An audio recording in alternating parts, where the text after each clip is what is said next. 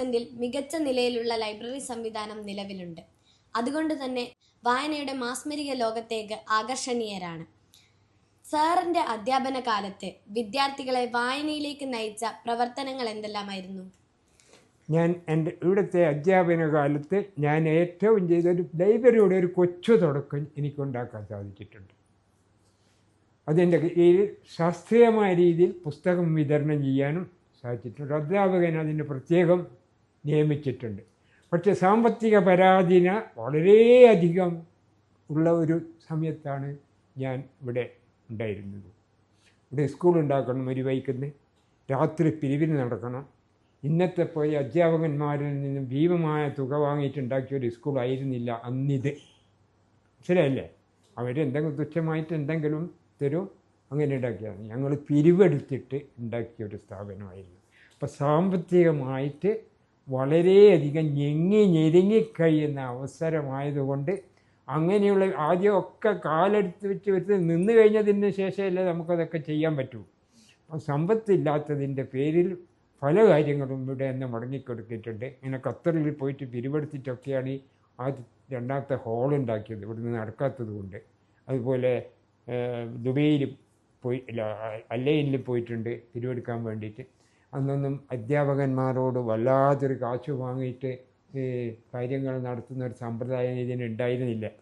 അപ്പോൾ രാത്രി പിരിവെടുക്കാൻ നടന്ന് ഇങ്ങനെ അധ്വാനിക്കും, കുറേ ആൾ വായ്പകൾ എടുക്കും. അങ്ങനെയൊക്കെ ഇങ്ങനെ പോയിരുന്ന അവസരത്തിൽ സാമ്പത്തിക പ്രയാസം കൊണ്ട് വേണ്ട രൂപത്തിൽ അങ്ങനെയുള്ള ലൈബ്രറി, വിശാലമായ ലൈബ്രറി ഒന്നും ഉണ്ടാക്കാൻ സാധിച്ചിട്ടില്ലെങ്കിലും ഒരു 1,000-2,000 പുസ്തകം, 2,000 ചില്ലാൻ പുസ്തകമൊക്കെ ഉള്ളൊരു ലൈബ്രറി ഉണ്ടാക്കാൻ സാധിച്ചിട്ടുണ്ട്. ഇതുപോലുള്ളൊരു മനോഹരമായ ലൈബ്രറി സ്വപ്നം കണ്ടിരുന്നു, പക്ഷേ ഉണ്ടാക്കാൻ സാധിച്ചിട്ടില്ല.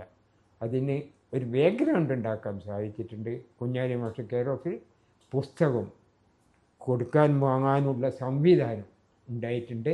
അതിൽ രജിസ്റ്റർ വെച്ചിട്ടുണ്ട്, കുട്ടികൾ കൊണ്ട് വായിപ്പിച്ച് ഇതൊക്കെ പറഞ്ഞിട്ടുണ്ട്. ഇങ്ങനെയുള്ള സംഭവങ്ങളൊക്കെ ചെയ്തിട്ടുണ്ട്. ശൈശവ ദിശയിലുള്ള കൊച്ചു ക്രസൻറ്റ് മുതൽ അത്ഭുതപൂർവമായ വളർച്ചയിലെത്തിയ ഇന്നത്തെ ക്രസൻറ്റ് വരെ സാറിൻ്റെ കൺമുമ്പിലൂടെയാണല്ലോ കഴിഞ്ഞുപോയത്. അതിനെപ്പറ്റി സാറിന് എന്താണ് തോന്നുന്നത്? തീർച്ചയായിട്ടും വളരെയധികം ഇന്ന് ക്രസൻറ്റ് കാണുമ്പോൾ, ക്രസൻറ്റിൽ നിന്ന് പഠിച്ചു വരുന്നു പോയ ആൾക്കാരെയും കാണുമ്പോഴും ഇതിങ്ങനെ വളർന്നുകൊണ്ടിരിക്കുന്നത് കാണുമ്പോഴും എന്തോ ഒരു സന്തോഷം, ആനന്ദം അനുഭവിച്ചു കൊണ്ടിരിക്കുകയാണ്. അതിനെ ഏത് വാക്കിലാണ് പറയേണ്ടതെന്ന് എനിക്ക് അറിഞ്ഞുകൂടാ. ഇവിടെ പല കാര്യങ്ങളും ഇപ്പം ജനങ്ങൾക്ക് തന്നെ ഇതിനോടുള്ള ഇഷ്ടം നിങ്ങൾ കാണുന്നില്ലേ? ഒന്നായിട്ട് ഇവിടെ ഒരു ഓഡിറ്റോറിയം ഒരു ഏറ്റെടുത്തിരിക്കുകയാണ്. 10-20 ലക്ഷം ഉറുപ്പ്യയുടെ പദ്ധതിയാണ്. സംഭാവന ചെയ്യാണ്. എന്തിനു വേണ്ടിയിട്ടാണ്? എന്തൊക്കെ സംഭാവന കൊടുക്കാനുണ്ട്? എന്തോ ഒന്ന് ഈ രാജ്യത്ത് ഇത് ഉൽപ്പാദിപ്പിച്ചു കൊണ്ടിരിക്കുന്നുണ്ട്. എന്തോ ഒരു സന്തോഷം ഒന്നും ഈ സ്ഥാപനം നൽകിക്കൊണ്ടിരിക്കുന്നുണ്ട് എന്നുള്ളതിൻ്റെ ഏറ്റവും പ്രത്യക്ഷമായൊരു തെളിവാണ്. പണ്ട് നമുക്ക് അത്രയൊന്നും ചെയ്യാൻ സാധിച്ചിട്ടില്ലെങ്കിലും അതിനൊരു ബേസ് ഉണ്ടാക്കാൻ സാധിച്ചു. അത് പിന്നീട് അതിൽ നിന്നും വന്ന സമൂഹം അത് വളർത്തിയെടുത്തിട്ടുണ്ട്. അപ്പം നമ്മൾ സൃഷ്ടിക്കുന്ന സമൂഹം വിഡ്ഢികളെയല്ല നമ്മൾ സൃഷ്ടിക്കുന്നത്, വിവേകമുള്ളവരെയാണ്, ചിന്തിക്കുന്നവരെയാണ് നമ്മൾ ഈ സ്ഥാപനം സൃഷ്ടിച്ചുകൊണ്ടിരിക്കുന്നത് എന്ന് നമ്മൾ മനസ്സിലാക്കണം. ഇന്ന് ലോകത്തിൻ്റെ നാനാം ഭാഗത്തും ഈ സ്ഥാപനം അറിയപ്പെടുന്നുണ്ട്.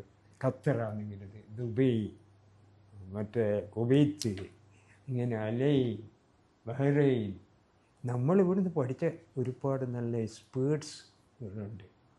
ഇതെല്ലാം ഈ സ്ഥാപനത്തിൻ്റെ നേട്ടമാണ് എന്ന് നമ്മൾ മനസ്സിലാക്കണം. നമ്മുടെ അടുത്തും വേറെ സ്കൂളുകളുണ്ട്. ഇവർക്കൊക്കെ ചെയ്യാൻ സാധിച്ചതിലും എത്രയോ കൂടുതൽ നമുക്ക് ചെയ്യാൻ സാധിക്കുന്നുണ്ട്. അതെന്തുകൊണ്ടാണ്? വേറെ ഇതുപോലുള്ള സ്ഥാപനങ്ങൾ നമ്മുടെ അടുത്തൊക്കെ ഉണ്ട്. അവർക്കും ചെയ്യാൻ സാധിക്കാത്ത കാര്യങ്ങൾ നമ്മുടെ ഈ സ്ഥാപനത്തിന് ചെയ്യാൻ സാധിക്കുന്നുണ്ട്. എന്തുകൊണ്ട്? നിങ്ങൾ ആലോചിച്ച് നോക്കിയിട്ടുണ്ട്? നാം വന്നു കഴിഞ്ഞ് നാദാപുരത്തുനിന്ന് കുട്ടികളെ എടുക്കാൻ ഞാൻ ഓടിക്കളയല്ലാന്ന്. ഞാനിവിടെ ഹെഡ് മാസ്റ്ററായപ്പോഴും കുട്ടികൾ വന്നു, ഒരുപാട് കുട്ടികൾ നാദാപുരത്തുനിന്ന് ഒളിച്ച് കളഞ്ഞിട്ടുണ്ട്. പല പ്രാവശ്യം അതാവത്ത് നമുക്ക് വിട്ട് കളഞ്ഞുകൂടാ. അവിടെ കുട്ടികളാണ് വരിക. മുകളത്തിൻ്റെ എഴുത്തുണ്ടാവും, അതുപോലെ തന്നെ മറ്റു പലരെ എഴുത്തുണ്ടാവും.